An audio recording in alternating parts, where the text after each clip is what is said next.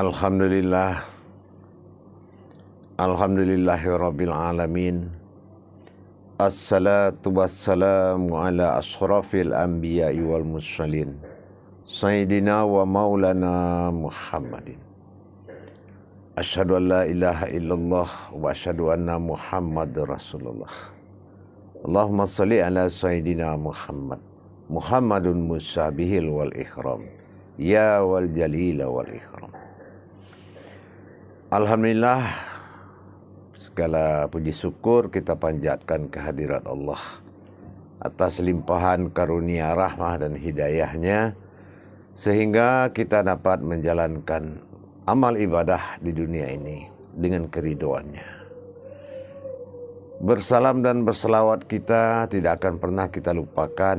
Marilah kita sama-sama menyampaikan kepada junjungan kita, Nabi Allah, Nabiul Akhirul Zaman, Rasulullah Muhammad sallallahu alaihi wasallam. Alhamdulillah, para jemaah sekalian, para hadirin, para saudaraku, para sahabatku semua, bertemu lagi dengan saya, Guru Mursyid Syekh Nur Muhammad Buya Irwan Maulana Al-Khalidi dalam channel Buya Pasaman Timur, dalam makom Majelis Dzikir Ma'rifatullah. Insyaallah dalam rangka meningkatkan iman dan takwa kita kepada Allah, kita tidak akan henti-hentinya belajar dan belajar.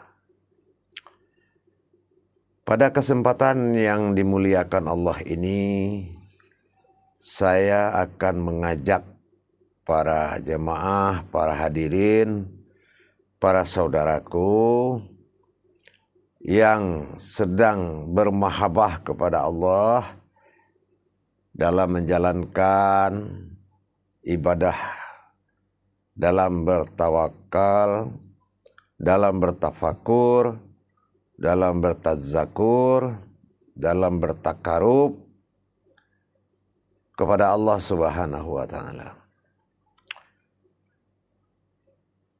Pada saat ini saya akan membuka sebuah rahasia Allah demi meningkatkan iman dan takwa kita tentang pengupasan rahasia ma'rifat. Pada kesempatan ini kita akan memperjelas apa sebetulnya ma'rifat kepada Allah itu. Sering kita dengar kata-kata ma'rifat, apalagi dalam pengamalan tingkat hakikat, tasawuf, tauhid, apalagi membutuhkan ma'rifat yang sangat luar biasa. Dalam menjalankan dan mendirikan sebuah ibadah hakikat, baik itu kodrat sifat, baik itu kodrat zat maupun kodrat sir pada diri. Kita sudah dengar, sudah lihat selama ini banyak faham-faham dengan menembus, berusaha bermakrifat kepada hakikat-hakikat Allah, yang mana hasil hakikat itu, hasil dari makrifat itu tidak sesuai dengan apa yang dimakrifatkan. Tetap hasilnya hanya sekedar bayangan, sekedar rasa, dan sekedar terharu, dan sekedar terlintas. Kenapa jadi begitu? Apa sebetulnya ma'rifat? Banyak yang berkomentar atau yang mengatakan harus wajib melaksanakan ma'rifatullah. Dan himbauan kepada Allah dalam ilmu hakikat pada wujud yang terakhir tetaplah adalah ma'rifat. Nah, ternyata Hasilnya apa? Ada yang terbayang-bayang, ada yang sekilas saja. Kenapa bahasa ma'rifat tapi kodratnya kodrat manusia? Di sini kita harus paham. Kita harus mengerti arif kita. Apakah memang ma'rifat itu membutuhkan kodrat manusia? Atau memang ada manusia yang mampu berma'rifat kepada Allah? Apa sebetulnya wujud ma'rifat ini? Insya Allah, kalau tidak sampai pandanganmu kepada Allah, maka sama artinya tidak sampai doamu. Seperti yang pernah kita kaji. Kita berusaha mendapatkan suatu pandangan kepada Allah, tapi selalu gagal. Setengah perjalanan buyar. Ada apa? Banyak pertanyaan. Sehingga ada yang salah menafsirkan. Karena hasil ma'rifat itu tidak sesuai dengan kodratnya. Kita tidak tahu apakah ma'rifat ini sebuah kodrat yang ada di manusia, ataukah manusia itu bisa berma'rifat, ataukah ma'rifat ini ada suatu wujud lain. Nah ini para jemaah, saya akan buka, kita akan buka apa itu sebetulnya ma'rifat. Kalau kita lihat, menyaksikan sesuatu, berma'rifat kepada sesuatu, ada dengan alasan merinding, ada dengan alasan melihat, dengan segala macam. Tiap dia laksanakan, besok beda lagi. Dilaksanakan lagi ma'rifat kepada suatu amalan, beda lagi. Kenapa tidak tetap dan tidak berlanjut? Dan kenapa kita tidak bisa menjalankan ma'rifat itu? Hanya menatap kepada suatu titik yang telah dikaji. Contoh ayat. Nah, memang Allah katakan bidahlihi ma'rifatul haq. Kebenaran ilmuku adalah dalilku sendiri. Nah, keluar dari dalilnya ayat. Apa yang keluar dari ayat? Nah, yang kita kaji selama ini. Yang kita keluar dari ayat itu adalah hakikatnya. Apa hakikat ayat? Itulah kauliyah. Apa itu kauliyah? Itulah kodrat. Nah, setelah dapat melihat kodrat, merasakan ada kodrat, barulah dilarang kita meneruskan suara. Kita akan memberangkatkan kodrat itu, itulah dengan menutup diri, menutup mulut. Tidak boleh lagi bersuara. Sehingga berjalanlah kodrat itu diantar oleh ma'rifat. Sampai kepada wujud billah tadi. Wujud billah, batinnya Allah. Yang membawa adalah diri sifat tadi. Diri yang tidak dikatakan zat dan nur. Karena zat dan nur ini telah lenyap di dalam diri sifat. Maka diri sifat ini yang akan menyampaikan kodrat yang hasil dari kajian hakikat dari perbuatan sholat tadi. Maka dia akan menjadi bahasa dan kauniyah. Kan begitu. Nah, persoalannya bukan hanya di situ.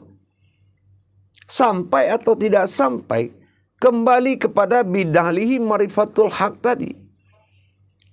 Kebenaran sebuah ilmu itu adalah dalilku.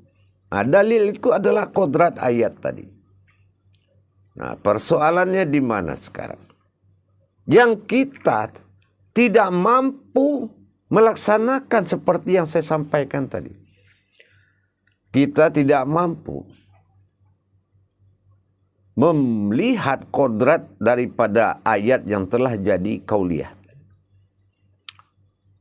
Dan kita tidak mampu bermunajat. Setelah kauliyah itu kita tidak mampu bermunajat. Kenapa? Ini pasti masalahnya di ma'rifat. Pasti masalahnya di marifat. Nah, sekarang kita akan kaji apa itu marifat. Nah, baik para jemaah. Demi kebaikan kita untuk menembus sesuatu kajian. Kenapa? Apabila kita tidak tauhid, tafrid, tajrid sesuai yang kita kaji, syarat dari syahadat, kita tidak mampu menyatukan diri langsung kepada yang satu. Kenapa?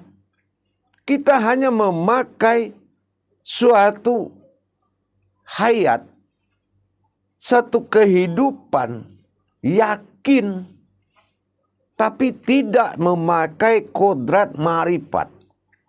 Marifat itu punya kodrat. Marifat itu punya sebuah kodrat. Dan itu harus dipanggil. Harus dihadirkan kodrat marifat itu dulu. Dihadirkan kodrat marifat itu sesuai jalannya.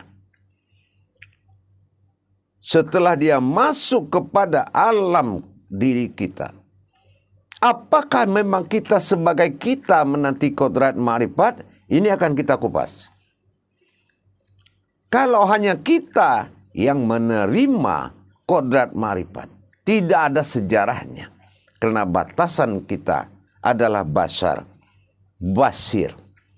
Nah, basar itulah batasan, melihat.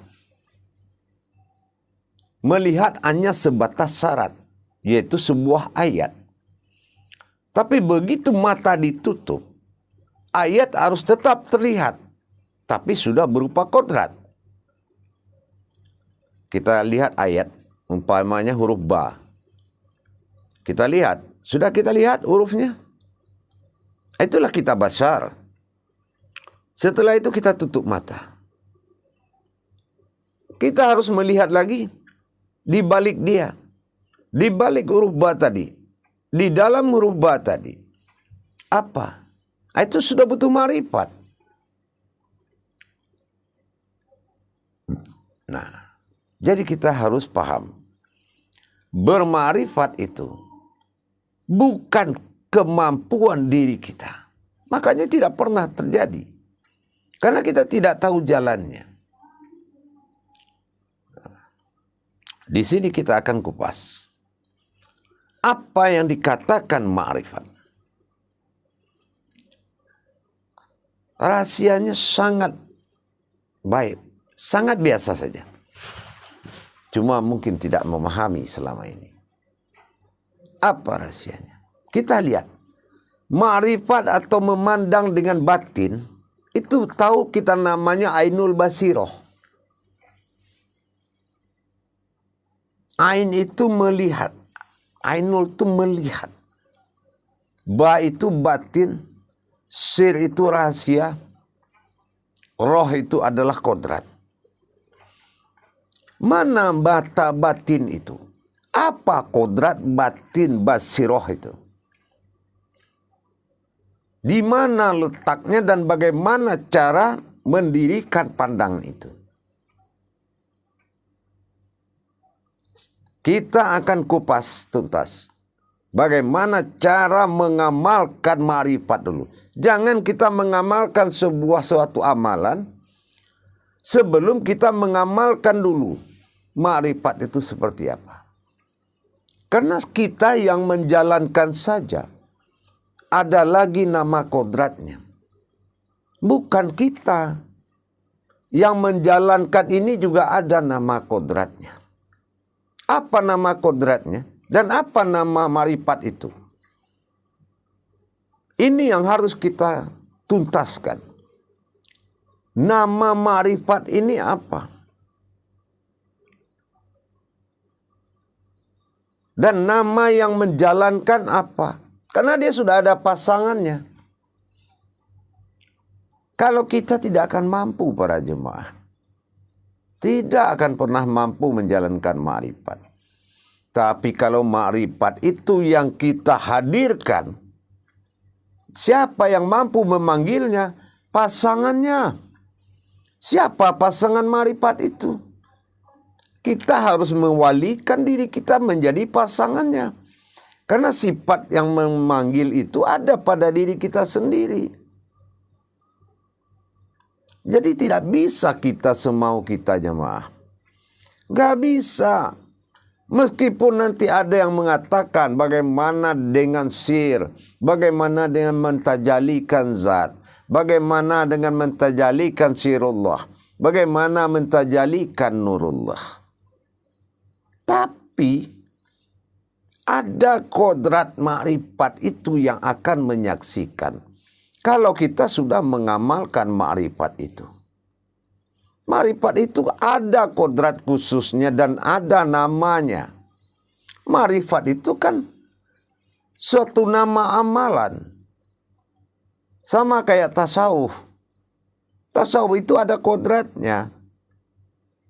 Nah, jadi sama dengan ma'rifat. Ma'rifat itu bukan kepandangan kita. Ada kodrat pandangan. Nah, kalau di diri kita ada pandangan itu. Namanya ainul basiroh. Pandangan batin. Pandangan ainul basiroh. Nah, sekarang temannya kodrat basiroh ini mana? Apa nama kodrat batin itu? Batin ma'rifat itu namanya apa? Kodrat batin ma'rifat itu. Nah, kodrat batin ma'rifat itulah yang akan dihadirkan ke dalam basir tadi. Dan itu yang akan dilimpahkan kepada basar kita. Itu yang akan dinaikkan ke dalam basar kita. Barulah kita melihat apa yang akan kita lihat. Dan ma'rifat itu bisa berupa kodrat yang menyentuh. Kenapa? Karena ada batin ma'rifat itu. Tidak selalu dilihat. Kalau ma'rifat ini hanya tergantung kepada satu jalan, hanya melihat, berarti ma'rifat ini tidak ada kodratnya. Kalau tidak ada kodratnya, bagaimana mau jalan? Nah, kalau ada kodratnya, berarti dia bisa mengalir ke tangan. Kalau disentuhnya, sampailah apa yang diinginkan. Tapi kalau tidak bisa disentuh, disitulah dia akan menuju. Dengan pandangan. Nah, tapi kalau kita kaji, apa kodrat ma'rifat itu? Tapi kalau kita tidak kaji, nama ma'rifat dan memandang, apa daya pandangan? Apa kemampuan sebuah pandangan? Tidak ada kemampuan sebuah pandangan. Ibarat kita melihat orang kecelakaan, tabrakan, kita hanya menonton dan melihat. Apakah itu ma'rifat? Tapi ma'rifat yang dimaksud oleh Allah adalah kodrat. Ada kodratnya dan ada nama kodratnya. Belajar kita menghadirkan kodratnya dulu. Dua kodrat. Kodrat yang menerima ma'rifat dengan kodrat ma'rifat. Itu harus diamalkan dulu para hadirin, para jemaah. Allah itu sangat maha teliti. Allah sangat maha teliti. Contoh apa? Setiap yang dia jadikan hanya berupa pertanda. Dan rahasianya ada di tangannya sendiri. Contoh Asmaul Husna. Kita katakan ada batin di dalam. Berarti punya nama dia. Kalau dia punya nama, asma dong. Kalau asma, berarti di dalam asma. Betul, dia di dalam. Tapi kalau dinilai, dari sisi bacaan dia di luar. Basar. Al-Batin. Dengan nama Allah yang maha tersembunyi. Tapi husnanya mana? Ternyata husnanya di luar. Bukti di luarnya apa? Begitu kita tutup mata, kita masih bisa melihat dengan basir. Batin juga begitu. Kalau dia tidak di luar, bagaimana dia berangkat menuju yang apa yang kita tuju? Ternyata semuanya di dalam. Makanya dikatakan Asmaul Husna, dengan namaku menuju diriku. Nah, samalah kayak ma'rifat tadi.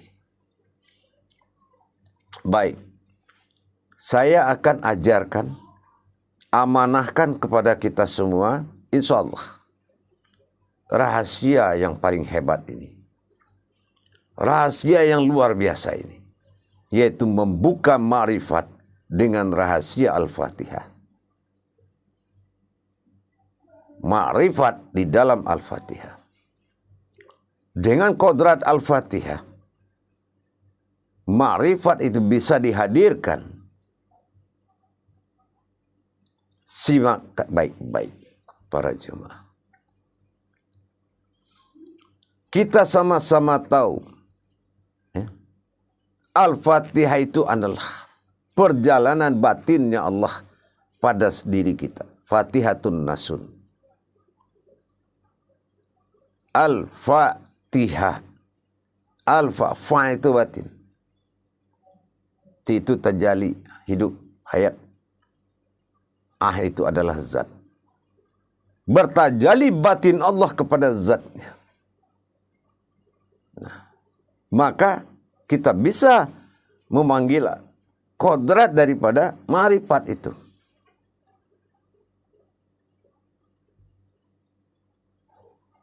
Nah, bagaimana caranya? Kita harus tahu bahwasannya batin bagi Allah, bertajali batin ini dalam suatu kejadian. Baik dalam kodrat sifat, baik dalam kodrat alam. Apabila batin itu bergerak, maka batin yang bergerak ini adalah nama daripada salah satu sifat. Kodratnya adalah nama salah satu sifat Allah. Kodratnya. Yaitu kodrat dari ma'rifat itu. Sumber batin tadi. Ada sebuah nama kodrat, yaitu dinamakan dengan kabir. Absaru wa huwa yurikuhul laitiful khabir. Nah, inilah yang kita temui dalam surat Al-An'am. Makanya surat Al-An'am itu hakikatnya adalah surat daripada batinnya Allah.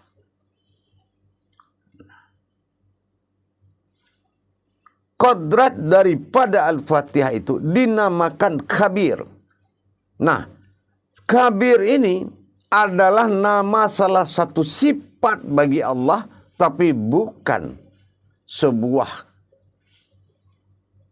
alam, tapi dia sebuah kodrat. Kodrat ma'rifat itu bernama khabir. Dan kodrat yang menjalankan, yang berhak menjalankan nama batin Allah yang bertajali ini, yaitu kabir itu, adalah Jabbar. Sifat Jabbar, sifat memperjalankan. Itu adalah nama daripada sifatnya Allah. Sifat Jabbarnya Allah. Ya Allah ya Kabir. Ya Allah ya Jabbar. Nah, bagaimana cara kita? Maka kita panggil nama singgasananya, kerajaan tahtanya batin ini dinamakan An. Karena posisinya dia tertinggi. Maka kita panggil dengan Al-Fatihah. Bagaimana cara kita memanggil dengan Al-Fatihah? Kita ingat, An itu adalah sesuatu di tempatnya yang di atas segala yang di atas.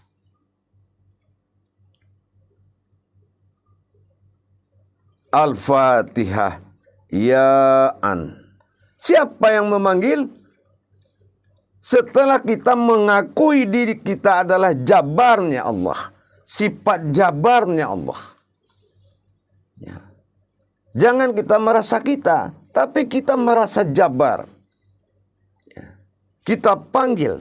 Jabarnya Allah memanggil kabirnya Allah.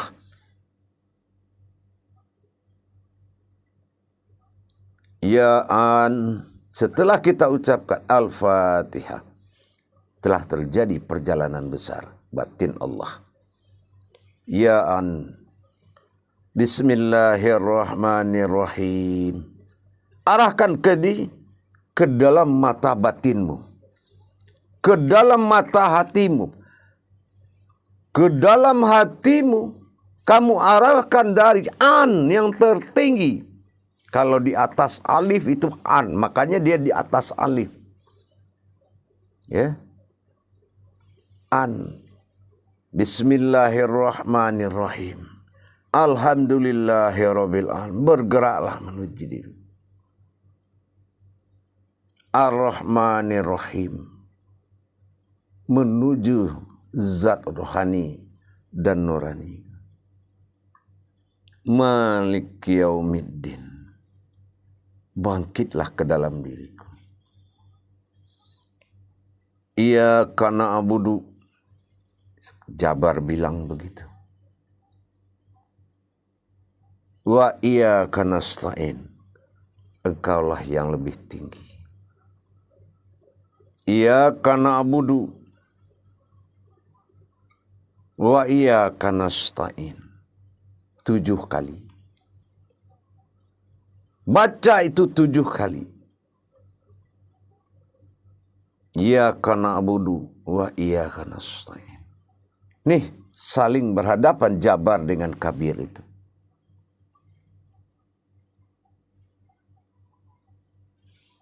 Pada alam atas yang tak terhingga. Jabar adalah kodrat alam yang menjalankan, yang akan menerima.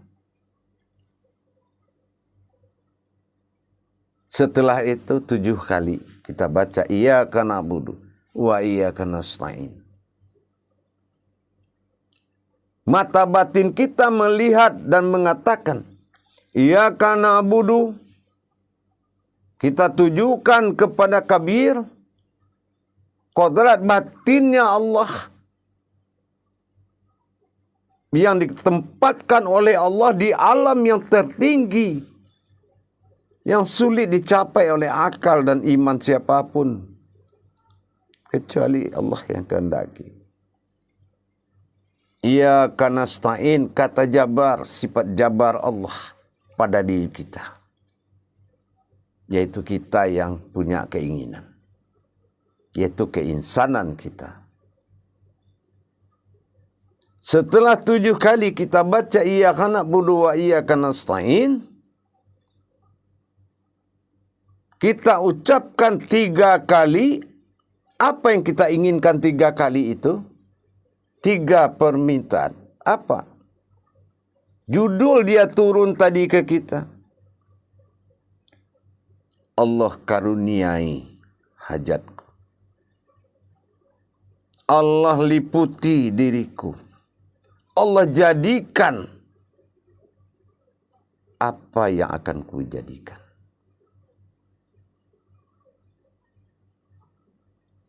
Barulah kita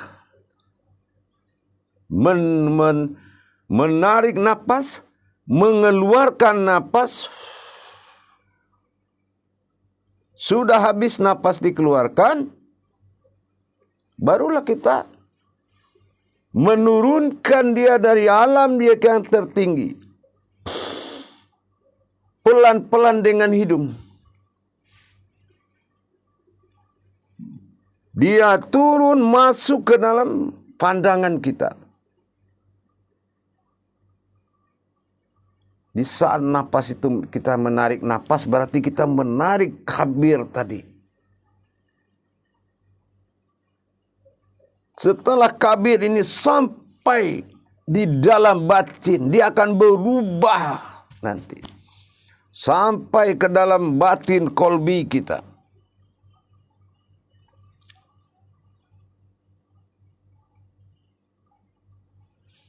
Barulah kita keluarkan dia ke pandangan kita dengan menghembuskan napas kita.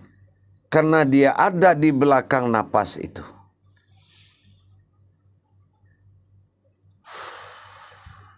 Sampai habis napas itu. Sampai dia naik. Masuk ke dalam pandangan kita. Dari kolbi masuk dia ke pandangan kita. Batin kabir tadi. Keluarkan napas. Serentak mengalirkan ke seluruh tanganmu. Kedua tanganmu tadi.